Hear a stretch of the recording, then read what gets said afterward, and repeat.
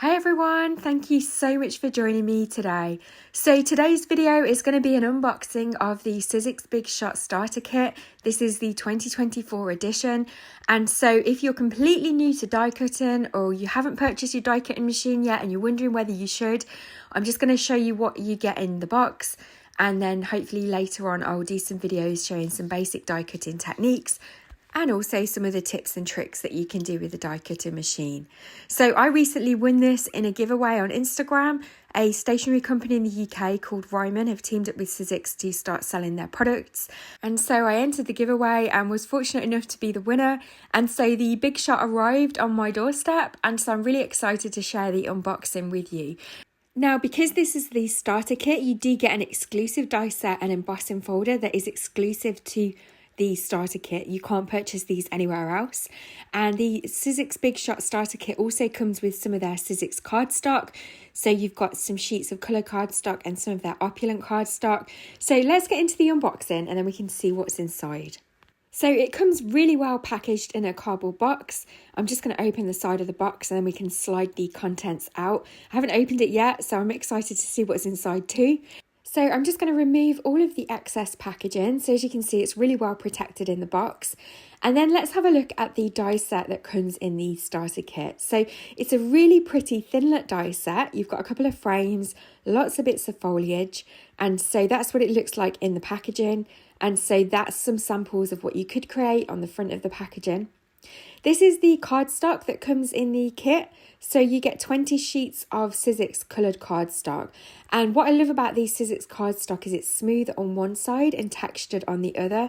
So hopefully the camera's just picking that up there. And so that means you can really choose what effect you want on your project. And Sizzix create their cardstock in a really wide variety of colours. So there'll definitely be a shade of colour to match whatever project you're creating.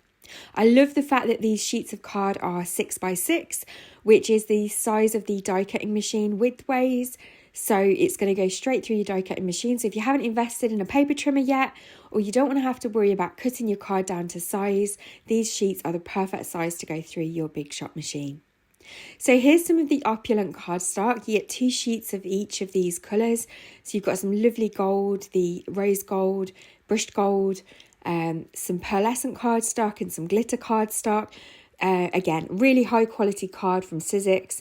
And so these are great just to get you started with creating projects. If you're completely new to the world of die cutting, then you'll have everything you need in this box to get started. So now we've got the 3D embossing folder. So this is a 3D textured impressions embossing folder from Sizzix. It's called Leaf Pattern. And what I love about embossing folders is they very quickly add so much depth and detail to a project with minimal effort. So there's so many different techniques you can do with embossing folders as well. So they're great to have in your stash. And so if you're new to die cutting, you definitely want to be thinking about investing in some embossing folders. You've got your warranty card attached to the die cutting machine as well. So you can get an extended 2-year warranty by registering your product online. So don't forget to do that. And then I'm just going to take the cellophane off the handle. And then we need to actually attach the main die cutting handle to the machine. So this is how it comes for ease of transportation. So I'm just going to remove the packaging and then I'm going to zoom in so that you can see exactly how you attach it.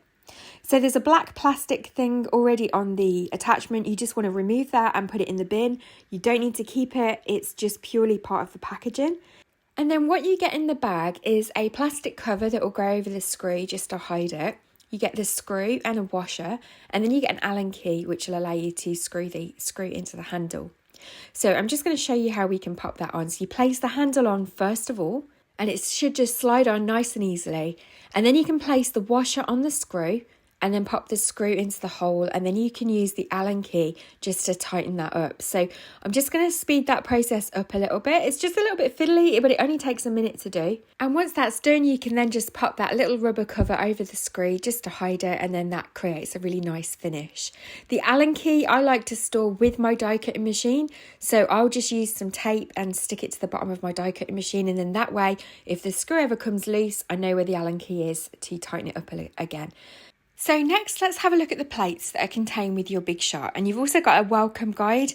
So the welcome guide explains how you can use your die cutting machine and all the different ways that you can use it. So you want to keep hold of that. But let's have a look at the plates. And first of all, you've got your standard platform. So that's the grey one. Whenever you're die cutting, you're going to need that platform, and it's got helpful instructions on it that shows you which plates that you'll need in which order depending on what you're using. Then you've got your thin die adapter. And again, you've got a really helpful guide on here. You'll always need to use that with your thinlet dies, your framelets, and any intricate dies that you're cutting. And so you'll want to keep that with your die cutting machine as well. And of course, you get 2 clear cutting plates as well. These are consumables and you will eventually need to replace them, but they have lots of life in them, so you don't need to worry about that. Now, I'm just going to show you my original plates from my original die cutting machine. So they both still work absolutely fine. They've had lots of use, but you can see that I've damaged my thin die adapter, and that is because I haven't always made sure that my plates are lined up before I run them through the die cutting machine. So that is something to be mindful of. Just make sure your plates are nice and level and lined up before you start rolling them through. So otherwise you will chew up your plates. They are still usable, like I said, but it is annoying. So yeah, I'm determined not to do that with these new plates. And just as a note as well, the thin die adapter and the standard platform are never cut into with the die, so they'll last the lifetime of the machine. They should never get damaged.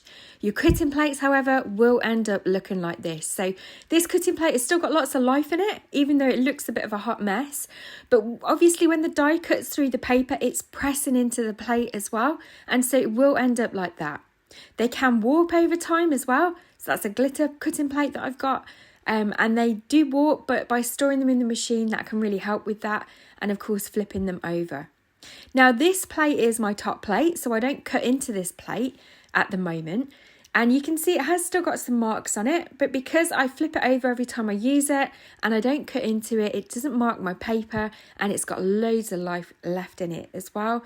And of course, eventually I'll start using that as a cutting plate and replace the top plate. So yeah. They are consumables. Don't worry about the marks that get on your plates. It is perfectly normal with the machine. So I'm just going to demonstrate very simply here how you die cut from your cardstock and how we can use the embossing folder. And so the standard sandwich of plates that you'll need is your standard platform, your thin die adapter, a cutting plate, cardstock, the die with the cutting blade facing down, and then another cutting pad on top. Make sure it's all lined up nice and straight together. Roll it through your die cutting machine. And here you can see that top plate has got a very slight shadow of the die on it. That's absolutely fine. We can remove the die, remove the cardstock, and take out the die cut that we've just created. And of course we can keep that inner part of the die cut as well, because we've got that lovely arch or window shape there as well. So we can keep that. And then we've got this lovely thin die cut frame. So I'm just going to pop that to one side, and then I'm going to show you the cutting plate as well, just so that you can see that you do get that impression on the plate. So yes, they start off all lovely and smooth and shiny, but they will get marks on them. That is the nature of die cutting. So don't be worried about that. It's perfectly fine, and there's lots of life in these plates. So I'm just going to demonstrate die cutting these flowers out as well. This time I'm going to use the pearlescent pink cardstock, and I'm going to just trim it down just so that you can see that you can cut out multiple dies on multiple colours of cardstock at the same time. So I've just trimmed that down, and then again I'm going to make sure that I've got my platform nice and straight, and I'm going to need the standard platform, the thin die adapter, a cutting plate, my cardstock, the dies facing down, and then I'm going to be able to put the cutting pad over the top of that as well. So I'm just going to trim a little bit of the green cardstock down, and we're going to die cut the leaves out of that. And so this is a great way of die cutting multiple elements out of multiple colours of cardstock all at the same time. So make the most of the space that you've got on your platform. Obviously I could have cut that pink cardstock down a bit more and used a different colour for some of the other elements, but you can definitely cut out multiple dies at the same time this way. Now, when I peel off the extra cardstock here, you can see that the die cuts are stuck in the dies. They haven't just fallen out. They cut beautifully, but because the dies are quite small and thin, it's meant the paper's trapped in there a little bit. It's a bit tricky to get out. So Sizzix has a Pokey tool that you can purchase separately. This is mine. It's well used and well worn. And so in the back of the dies, you'll see that there's little holes.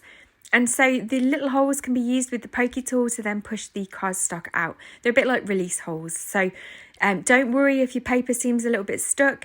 get yourself a little pokey tool, and if you don't have one, you can use a little pin, maybe from your glue bottle, or another small pointy object, maybe a really sharp pencil, and then you can push those die cuts out.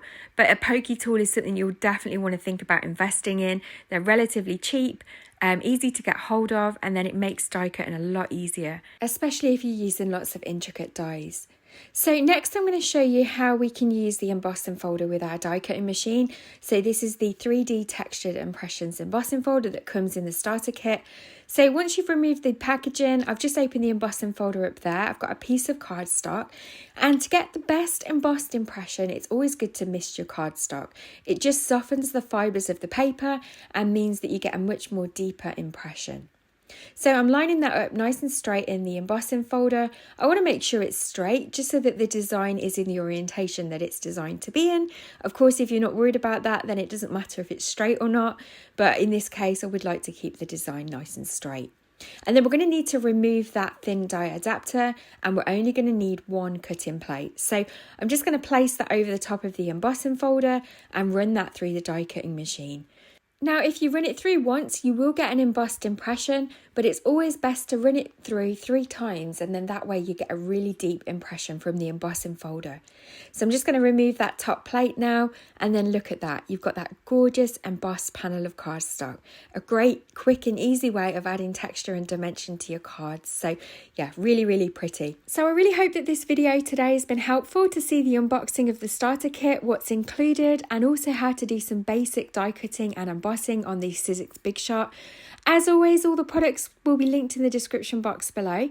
Please don't forget to leave me a comment and hit the thumbs up button if you've enjoyed this tutorial, and don't forget to subscribe to my channel if you'd like to see more from me, and I look forward to seeing you in the next video. Take care.